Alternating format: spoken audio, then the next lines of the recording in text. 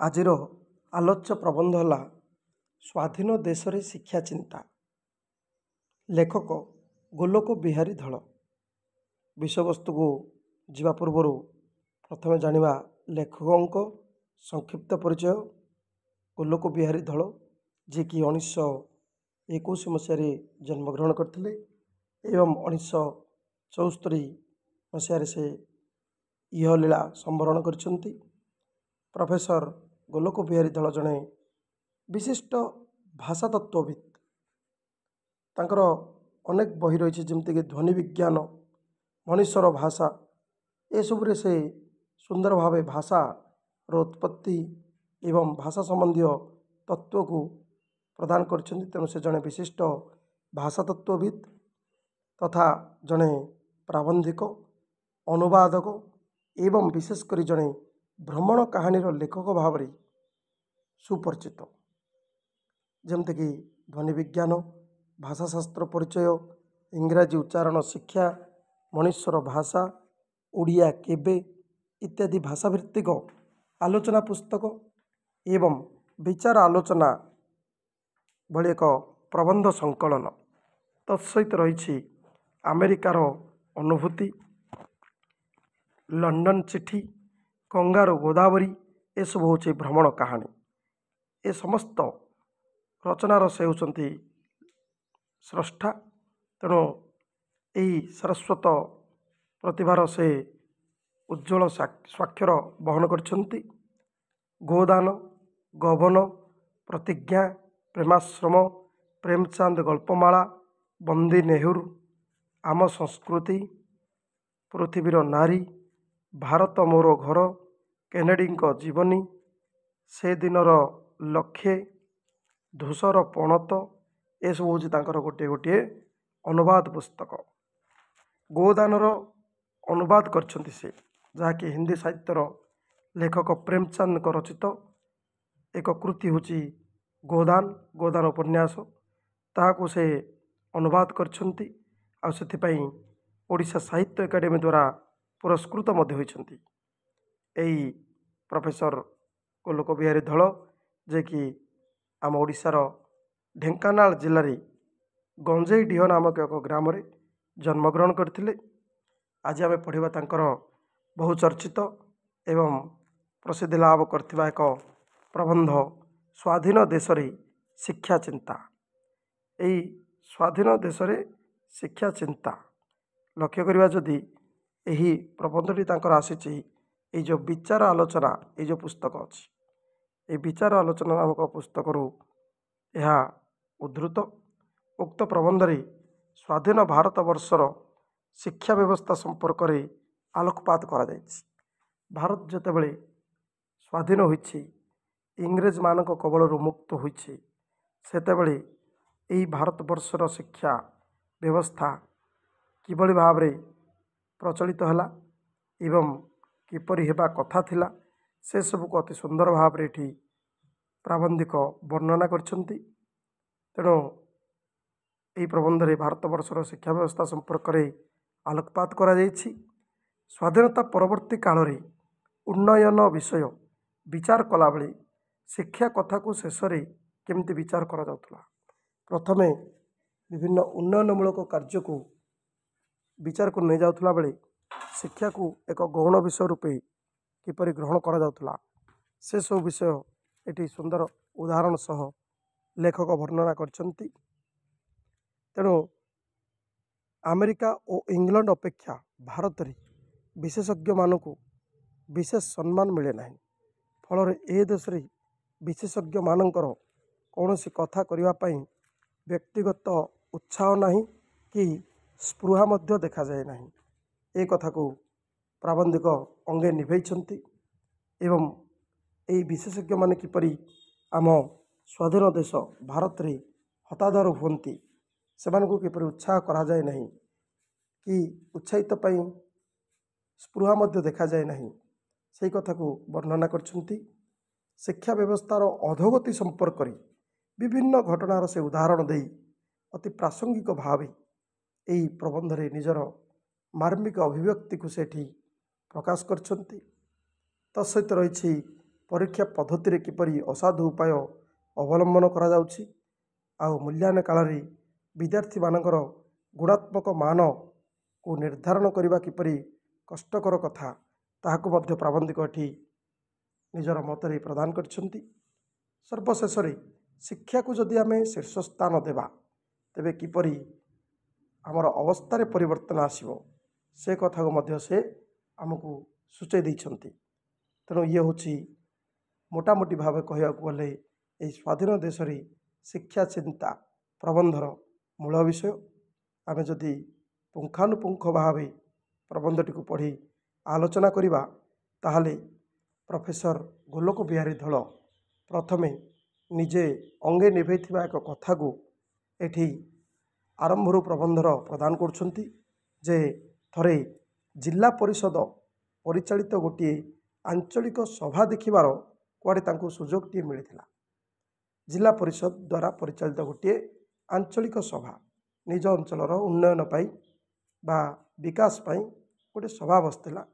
କିନ୍ତୁ ସେଠି ଦେଖିଲେ ସେ ସଭାରେ ଯେତେ ବିଷୟ ସବୁ ଥିଲା ଆଲୋଚନା ପାଇଁ ସବୁଠୁ ଏକ ନମ୍ବର ସ୍ଥାନ ଦିଆଯାଇଥିଲା ବା ସର୍ବୋଚ୍ଚ ସଭା ଉପରେ ରଖାଯାଇଥିଲା କୃଷି ସମ୍ବନ୍ଧୀୟ ଆଲୋଚନା। ଏହା ଲେଖକଙ୍କୁ ବହୁତ ଖୁସି ଲାଗିଥିଲା। ଯାହା ହଉ କୃଷି ଆମର ମେରୁଦଣ୍ଡ, କୃଷକ ଆମ ଜାତିର ମେରୁଦଣ୍ଡ, କୃଷି ଅତି ଆବଶ୍ୟକ। ଖାଦ୍ୟ ହେଲେ ତ ହିଁ ଆମେ ବଞ୍ଚିବା। ତେଣୁ ପ୍ରଥମେ ମୌଳିକ ଆବଶ୍ୟକତା ପୂରଣ ପାଇଁ ଖାଦ୍ୟ, ବସ୍ତ୍ର, ବାସଗୃହ, ତେଣୁ ପ୍ରଥମେ ଖାଦ୍ୟ ଦରକାର। ତେଣୁ କୃଷି କଥା ଆଲୋଚନା ହେବ ପ୍ରଥମେ, ଏହା ଠିକ୍ କଥା।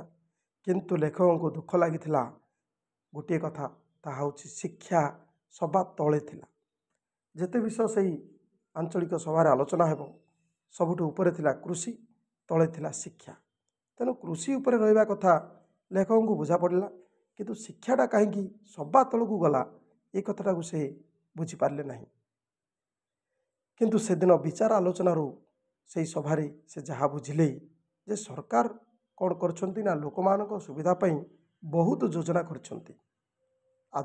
ଆଜିକାଲି ବି ସମାଜରେ ଆଜି ବି ଆମର ଦେଖିବା ରାଜ୍ୟରେ ଦେଶରେ ଅନେକ ଯୋଜନା କାର୍ଯ୍ୟକାରୀ ହେଉଛି ସରକାରଙ୍କ ଦ୍ୱାରା ଲୋକଙ୍କର ସୁବିଧା ପାଇଁ। କିନ୍ତୁ ପ୍ରକୃତ କଥାଟି ହେଲା ଲୋକେ ତାକୁ ବୁଝୁନାହାନ୍ତି କିମ୍ବା ବୁଝିବାକୁ ବି ସେମାନଙ୍କର ଇଚ୍ଛା ନାହିଁ। ତା'ର କାରଣ ହେଉଛି ସାଧାରଣ ଲୋକଙ୍କର ବିଶେଷ ଶିକ୍ଷା ନାହିଁ। ଯେହେତୁ ଉପଯୁକ୍ତ ଶିକ୍ଷା ନାହିଁ ତେଣୁ ଲୋକମାନେ ସରକାର କେଉଁ ଯୋଜନା କଲେ, କ'ଣ ପାଇଁ କଲେ, କାହିଁକି କଲେ ଏସବୁକୁ ସେମାନେ ବୁଝିପାରୁନାହାନ୍ତି। ସେଇ କଥା ଯାହା ଆଜି ଘଟୁଛି ସେହି ସମୟରେ ମଧ୍ୟ ଲେଖକ ଏଇଟାକୁ ଅଙ୍ଗେ ନିଭେଇଛନ୍ତି। ସେ ଅନୁଭବ କରିଛନ୍ତି ଯେ ବାସ୍ତବରେ ଶିକ୍ଷା ହେଉଛି ଗୋଟେ ଏପରି ଅସ୍ତ୍ର ଯିଏକି ସମାଜରେ ପରିବର୍ତ୍ତନ ଆଣିବ।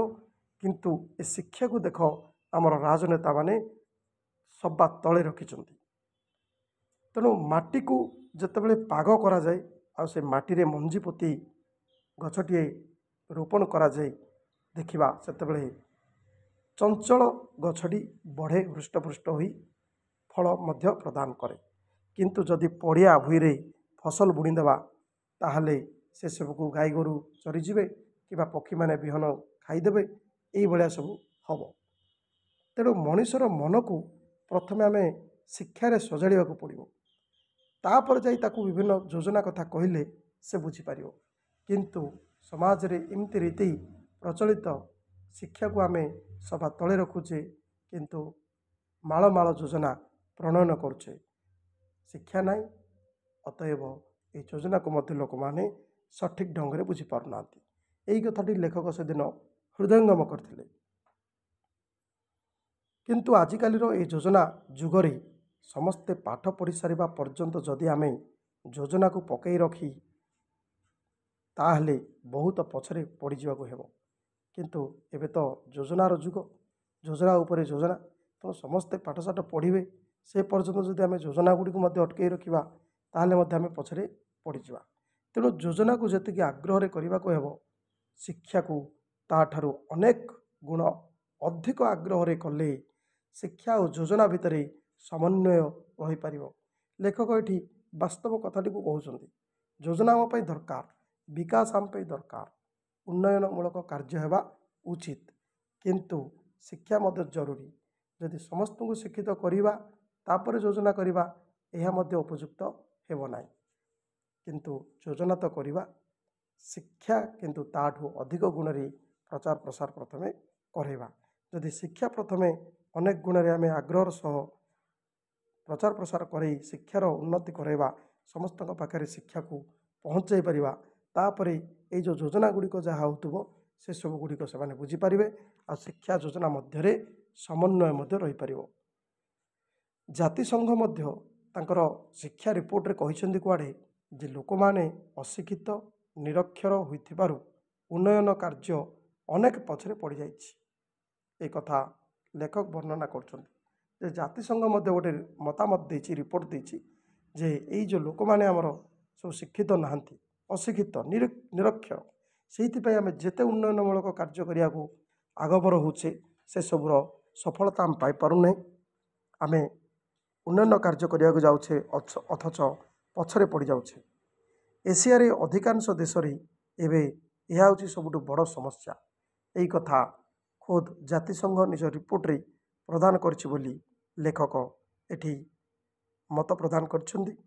ତେଣୁ କହିବା ବାହୁଲ୍ୟ ଯେ ଆମେ ସ୍ୱାଧୀନ ହେବା ପରେ ପରେ ଆମ ଦେଶରେ ସର୍ବତ୍ର ଶିକ୍ଷା ପ୍ରସାର ପାଇଁ ଚେଷ୍ଟା ଚାଲିଛି, କିନ୍ତୁ ମନେ ହେଉଛି ପ୍ରସାର ନାଁରେ ଅର୍ଥାତ୍ ଉନ୍ନୟନର ଲମ୍ବା ଲମ୍ବା ରିପୋର୍ଟ ଦେବା ନାଁରେ ଆମ୍ଭେମାନେ ଏତେ ମୁଗ୍ଧ ଯେ ଯେକୌଣସି ବସ୍ତୁର ମୌଳିକ ମୂଲ୍ୟ ବିଷୟରେ ଚିନ୍ତା କରିବାକୁ ଆମକୁ ଆଉ ବେଳ ନାହିଁ। ଏଇଟା ସତ କଥା। ଆମେ ସ୍ୱାଧୀନ ହୋଇଛେ ଆଉ ସ୍ୱାଧୀନ ଦେଶରେ ଆମେ ଶିକ୍ଷାର ପ୍ରସାର ପାଇଁ ବହୁତ ଚେଷ୍ଟା କରିଛେ, କିନ୍ତୁ ଆମେ କ'ଣ କରୁଛେ, ଯେଉଁ ଉନ୍ନୟନମୂଳକ ମଧ୍ୟ କାର୍ଯ୍ୟ କରୁଛେ ତାହାର ଲମ୍ବା ଲମ୍ବା ରିପୋର୍ଟ ଦେବାରେ ବିଶ୍ୱାସ କରୁଛେ, ଯାହାଫଳରେ ଯେଉଁ ମୂଳ କଥାଟିକୁ ଆମେ ଭୁଲି ଯାଉଛେ, ମୂଳ ବିଷୟଟିକୁ ଆମେ ଆଉ ଚିନ୍ତା କରିବାକୁ ସମୟ ପାଉନେ। ତେଣୁ ସେ ମୂଳ ବିଷୟଟି ହେଉଛି ପ୍ରକୃତରେ ଶିକ୍ଷା। କେବଳ ଶିକ୍ଷା ମଧ୍ୟ ନୁହେଁ, ସବୁ କ୍ଷେତ୍ରରେ ଅଳ୍ପ ବହୁତ ଆଜି ସେୟା ଘଟିଛି। ତହିଁକି ଆମର ଶାସନ ପଦ୍ଧତି ଏମିତି ଯେ ସେଥିରେ ବିଶେଷଜ୍ଞମାନଙ୍କର ବିଶେଷ ମଧ୍ୟ ମୂଲ୍ୟ ନଥାଏ। ପୁଣି ଆଉ ଗୋଟିଏ ଅପ୍ରିୟ ସତ୍ୟକୁ ଲେଖକ ଏଠି ପ୍ରକାଶ କରୁଛନ୍ତି ଯେ ଆମର ବର୍ତ୍ତମାନ ସିଷ୍ଟମ୍, ଏଜୁକେସନ୍ ସିଷ୍ଟମ୍ ବା ଶିକ୍ଷା ପଦ୍ଧତି ଏମିତି ହୋଇଯାଇଛି ଆଉ ଆମର ଶାସନ ପଦ୍ଧତି ମଧ୍ୟ ଏମିତି ହୋଇଯାଇଛି ଯେ ଆମେ ଏଠି ବିଶେଷଜ୍ଞମାନେ, ଯେଉଁମାନେ ଜ୍ଞାନୀ ଗୁଣୀ ବ୍ୟକ୍ତି, ବିଭିନ୍ନ ବିଷୟରେ ଜ୍ଞାନ ଅଛି, ସେଇ ବିଶେଷଜ୍ଞମାନଙ୍କର ଆଜି ମୂଲ୍ୟହୀନ ବୋଲି ସେମାନେ ମନେ ହୁଅନ୍ତି। କେବଳ ଲୋକ ଦେଖାଣିବାକୁ ଆଜି ସେମାନଙ୍କୁ ଖୋଜାଯାଉଛି। ତା ଛଡ଼ା ସବୁ ହୋଇସାରିଲା ପରେ ଯୋଜନା ଯେତେବେଳେ ଅର୍ଥ ବିଭାଗଙ୍କ ବିଚାରକୁ ଆସିଯାଏ ସେତେବେଳେ ପ୍ରଥମ ଆଘାତ ଶିକ୍ଷା ଉପରେ ହିଁ ପଡ଼େ। ତେଣୁ ଯେଉଁ ସବୁ ବିଶେଷଜ୍ଞ ରହିଛନ୍ତି, ବିଷୟ ବିଶେଷଜ୍ଞ, ବିଭିନ୍ନ ପ୍ରକାର ଜ୍ଞାନୀ ଗୁଣୀ ବ୍ୟକ୍ତି, ସେମାନଙ୍କୁ ଯେହେତୁ ଗୁରୁତ୍ୱ ଦିଆଯାଉନି ଯେତେବେଳେ ଯୋଜନା ପ୍ରସ୍ତୁତ କରାଯାଉଛି, ଏହି ବିଶେଷଜ୍ଞମାନଙ୍କୁ ଉପଯୁକ୍ତ ଢଙ୍ଗରେ ଯେହେତୁ ବିଚାରକୁ ନିଆଯାଉନି, ତେଣୁ ସେମାନେ ବାଧ୍ୟ ହୋଇ ନୀରବ ରହୁଛନ୍ତି, ଯାହାଫଳରେ ଯେଉଁ କାମଟି ଘୋଡ଼ାମାନଙ୍କ ଦ୍ୱାରା ହେବା କଥା ତାହା ଗଧମାନଙ୍କ ଦ୍ୱାରା କରାଯାଉଛି। ଯଦି ଗଧମାନଙ୍କ ଦ୍ୱାରା ଗୋଟେ କାମ କରି ଆମେ ଘୋଡ଼ା କାମ କଲେ ଯେଉଁ ଫଳ ମିଳିଥାନ୍ତା ତାହା ଆଶା କରିବା, ତାହେଲେ ଆମଠୁ ଆଉ ମୂର୍ଖ କେହି ନାହିଁ। ତେଣୁ ସେଇ ଯେଉଁ ଅନଭିଜ୍ଞ ଅବିଶେଷଜ୍ଞମାନେ ଯେଉଁ ରହିଛନ୍ତି ସେମାନଙ୍କ କଥାରେ ଯେଉଁ ଯୋଜନା ପରେ ଯୋଜନା ପ୍ରଣୟନ ହେଉଛି ଆଉ ଶେଷରେ ଅର୍ଥ ବିଭାଗକୁ ଯାଇ ସେଠି ମଧ୍ୟ ସ୍ୱୀକୃତି ପାଇଯାଉଛି, କିନ୍ତୁ କାର୍ଯ୍ୟାନ୍ୱୟନ ବେଳେ ଏହାର ପ୍ରଥମ ଆଘାତ ପଡ଼ୁଛି ଶିକ୍ଷା ଉପରେ। ତେଣୁ ଏଇଭଳି ଭାବରେ ଅତି ବାସ୍ତବ କଥାକୁ ଲେଖକ ଏଠି ବର୍ଣ୍ଣନା କରୁଛନ୍ତି ଯେ ଆମ ଦେଶର ଶିକ୍ଷା ବ୍ୟବସ୍ଥା କିପରି ହୋଇଛି, ଗୋଟିଏ ସ୍ୱାଧୀନ ଦେଶର ଶିକ୍ଷା ବ୍ୟବସ୍ଥା କିପରି ହୋଇଯାଇଛି। ତାପରେ ସେ ଗୋଟେ ଉଦାହରଣ ଦେଇ କହୁଛନ୍ତି, ଏଇଟା ଗୋଟେ ସେହି ସମୟର କଥା, ସେ ଯେତେବେଳେ ଏ ପ୍ରବନ୍ଧ ଲେଖୁଛନ୍ତି ଯେ ଏହି ସମ୍ପର୍କରେ ନିକଟରେ ଅଳ୍ପ କେତେ ଦିନ ତଳେ ଇଲଷ୍ଟ୍ରେଟେଡ୍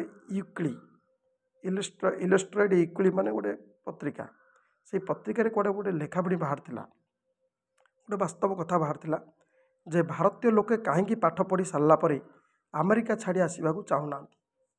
ତାର ତ ଭାରତର ଲୋକ ବା ଯୁବକମାନେ ଯେଉଁମାନେ ପାଠ ପଢ଼ିବା ପାଇଁ ବିଦେଶ ଯାତ୍ରା କରନ୍ତି, ବିଶେଷ କରି ଆମେରିକାକୁ ଗଲା ପରେ ପାଠ ପଢ଼ା ସରିଗଲା ପରେ ମଧ୍ୟ ସେମାନେ ଆଉ ଭାରତକୁ ଆସିବାକୁ ଇଚ୍ଛୁକ ନାହାନ୍ତି। ତ କ'ଣ ପାଇଁ ସେମାନେ ଚାହୁଁନାହାନ୍ତି? ସେଥିରେ ସେଇ ବିଷୟରେ ଗୋଟେ ସର୍ଭେ କରି ଏଇ ଯେଉଁ ଇଲଷ୍ଟ୍ରେଟେଡ୍ ୱିକ୍ଲି ନାମକ ଗୋଟେ ୱିକ୍ଲି ବା ଗୋଟେ ସାପ୍ତାହିକ ପତ୍ରିକା ଯାହାର ନାଁ ହେଉଛି ଇଲଷ୍ଟ୍ରେଟେଡ୍ ୱିକ୍ଲି, ସେଥିରେ ଗୋଟେ ଲେଖା ବାହାରିଛି ଯେ ଭାରତୀୟ ଲୋକ କାହିଁକି ପାଠ ପଢ଼ି ସାରିଲା ପରେ ଆମେରିକା ଛାଡ଼ି ଆସିବାକୁ ଚାହୁଁନାହାନ୍ତି। ସେଥିରେ ସେ ଆମେରିକାର ଯେଉଁ ସୁଖ ସମ୍ଭୋଗ, ଯେଉଁ ଟଙ୍କା ପଇସା କଥା, ସେ ତ ମୂଳ କଥା, କିନ୍ତୁ ସେଇ କଥାକୁ ସେ ସାପ୍ତାହିକ ପତ୍ରିକା ଲେଖିନି। ସେ ଲେଖିଛି ଯେ ପ୍ରକୃତରେ ଭାରତରେ ବିଶେଷଜ୍ଞମାନଙ୍କର ବିଶେଷ ମୂଲ୍ୟ ନାହିଁ। ଯଦି ଭାରତରେ ବିଶେଷଜ୍ଞମାନଙ୍କର ମୂଲ୍ୟ ନାହିଁ, ପାଠୁଆ ମଣିଷମାନଙ୍କର ଆଦର ନାହିଁ, ବା ଜ୍ଞାନୀ ଗୁଣୀ ବ୍ୟକ୍ତିମାନଙ୍କ ପ୍ରତି ଯଥେଷ୍ଟ ସମ୍ମାନ ନାହିଁ, ସେମାନଙ୍କ ମନ ଲାଖି ଚାକିରି ସୁବିଧା ବା ବିଭିନ୍ନ ବ୍ୟବସ୍ଥାର ବନ୍ଦୋବସ୍ତ ହୋଇପାରୁନି, ତେଣୁ ସେମାନେ ଆମେରିକା ଭଳି ଏକ ଦେଶକୁ ଛାଡ଼ି ଆସିବାକୁ ଆଉ ଇଚ୍ଛା କରୁନାହାନ୍ତି। କାହିଁକିନା ଆମେରିକାରେ ସୁଖ ସମ୍ଭୋଗ ରହିଛି, ଟଙ୍କା ପଇସା ରହିଛି, ତା ସହିତ ରହିଛି ଆତ୍ମସମ୍ମାନ, ବିଶେଷଜ୍ଞମାନଙ୍କୁ ଉପଯୁକ୍ତ ମର୍ଯ୍ୟାଦା ସେଠି ପ୍ରଦାନ କରାଯାଏ। ତେଣୁ ସେମାନେ ଆଉ ଭାରତକୁ ଫେରିବାକୁ ଆସିବାକୁ ଇଚ୍ଛା କରୁନାହାନ୍ତି। ଏହି କଥା ଲେଖିଛି ଆମେରିକୀୟ ସାପ୍ତାହିକ ପତ୍ରିକା ଇଲଷ୍ଟ୍ରେଟେଡ୍ ୱିକଲି। ତ ଏଇଭଳି ଭାବରେ ଗୋଟେ ବାସ୍ତବ ଖବରକୁ ବା ବାସ୍ତବ ସୂଚନାକୁ ସେ ପ୍ରଦାନ କରିଛନ୍ତି ଆମ ଆଗରେ। ସେଠି ସବୁ କଥା କୁଆଡ଼େ ଶାସକମାନଙ୍କ ଦ୍ୱାରା ହିଁ ନିୟନ୍ତ୍ରିତ ହୁଏ। ପୁଣି ସେ ପତ୍ରିକା ଲେଖିଛି ଯେ ଭାରତରେ ଆମର କ'ଣ ନା ଏଠି ରାଜନେତାମାନେ ବା ଯେଉଁ ଶାସକମାନେ ରହିଛନ୍ତି ସେମାନେ ହିଁ କୁଆଡ଼େ ସବୁକିଛି ନିୟନ୍ତ୍ରିତ କରନ୍ତି। ଭାରତବର୍ଷରେ ଯେଉଁ ବିଭାଗରେ ଯେତେ ବିଶେଷଜ୍ଞ ଅଛନ୍ତି ସେମାନେ ସମସ୍ତେ ଅଳ୍ପ ବହୁତ ନିଶ୍ଚୟ ଏ କଥା ଅନୁଭବ କରିଥିବେ। ୟା ପରେ ସେ ଆମ ସମସ୍ତଙ୍କୁ ସେ ଚ୍ୟାଲେଞ୍ଜ କରୁଛନ୍ତି ଯେ ଯିଏ ଯେଉଁ ବିଭାଗରେ ଅଛନ୍ତି, ଯେତେ ଚାକିରିଆ ଲୋକ, ଯେତେ ବ୍ୟକ୍ତି ରହିଛନ୍ତି ବିଭିନ୍ନ କାର୍ଯ୍ୟରେ ନିୟୋଜିତ, ଏମାନେ ଏ କଥା ଅନୁଭବ କରୁଥିବେ ଯେ ଏଠି କୁଆଡ଼େ ଶାସକମାନଙ୍କ ଦ୍ୱାରା ସବୁକିଛି ନିୟନ୍ତ୍ରିତ ହୁଏ। ଏ କଥା କେବଳ ଇଲଷ୍ଟ୍ରେଟେଡ୍ ୱିକଲି ମନଗଢ଼ା କାହାଣୀ କହିଦେଇନି ବା ଲେଖିଦେଇନି। ସେଥିରେ ସେ ୟାକୁ ସର୍ଭେ କରିଛି, ବୁଝିଛି, ସମସ୍ତଙ୍କ ମତାମତ ନେଇ ବର୍ଣ୍ଣନା କରିଛି। এই କଥାକୁ ଲେଖକ ଆମକୁ ଜଣାଇ ଦେଉଛନ୍ତି ଯେ ଭାରତବର୍ଷରେ ଯେତେ ବିଭାଗ ଅଛି ସେଥିରେ ଯେତେ ବିଶେଷଜ୍ଞ ରୂପେ ବର୍ତ୍ତମାନ କାର୍ଯ୍ୟରତ, ସେମାନେ ଏ କଥା ନିଶ୍ଚୟ ଅନୁଭବ କରିଥିବେ ଯେ ଏଠି ବିଶେଷଜ୍ଞମାନଙ୍କୁ ଆଦର ଟିକେ କମ୍, ଏମାନଙ୍କୁ ଆଗକୁ ବଢ଼ିବାକୁ ଦିଆଯାଏ ନାହିଁ, ଗୋଡ଼ ଝିକି ଦିଆଯାଏ ଏମାନଙ୍କର। ତତ୍ସହିତ ସେମାନଙ୍କର କ'ଣ ହୁଏ ନା ଏହି ବିଶେଷଜ୍ଞମାନଙ୍କୁ ଗୋଟେ ଅଲୋଡ଼ା ଅଦରକାରୀ ଭାବେ ଏଠି ପରିଗଣିତ କରାଯାଏ। ଏ କଥା ନିଶ୍ଚିତ ଅଳ୍ପେ ବହୁତ ସମସ୍ତେ ଜାଣିଥିବେ। ଏହି ବିଷୟ ଗଲା ମେ ମାସରେ ବମ୍ବେରୁ ବାହାରୁଥିବା ସଣ୍ଡେ ଷ୍ଟାଣ୍ଡାର୍ଡ କାଗଜ ଶାସକ ଓ ବିଶେଷଜ୍ଞ ଶୀର୍ଷକ ଗୋଟିଏ ଅଗ୍ରଲେଖାରେ ଅତି ଗର୍ହିତ ଅଥଚ ପ୍ରଣିଧାନଯୋଗ୍ୟ ମତାମତ ପ୍ରକାଶ କରିଛନ୍ତି।